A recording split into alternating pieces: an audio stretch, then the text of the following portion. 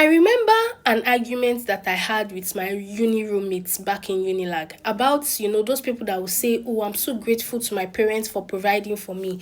I'm grateful to them for raising me." Or those parents that will say, "I carried you for 9 months after all I went through to raise you." One of the girls in my room, she had this perspective that it is the parents' responsibility to raise the child. That is, the parents were adults, consenting adults. They chose to have the child, so it is their responsibility. They are not doing the child a favor. The child did not ask to be born.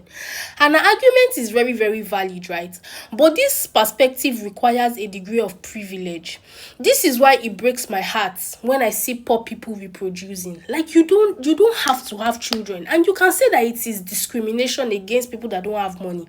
But it really breaks my heart because the children that these people will give birth to, these children have done absolutely nothing in this life to deserve the kind of suffering that they would very likely experience, either for most of their lives or even throughout their entire lives. In developed countries, they have food stamps, they have child protective services. Like, even if the government cannot fully stop people from having children that they cannot afford, there are systems in place. But in places like Nigeria, where everything is just anyhow, everything is so broken, a parent can just not feed their children for days.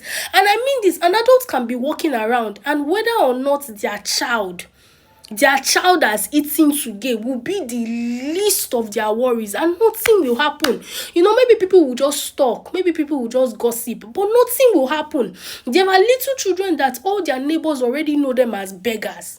Like, once it's time to eat dinner or lunch, they will say, "Oh yeah, oh yeah, come and be going, don't play again." Like, that's their. You will see 6 to 7 year old children hawking orange, gala, pure water. What did these children do to deserve this? What did they ever do in this life? And you can say that parents making tough sacrifices to raise their children is not them doing the child a favor. And you are right.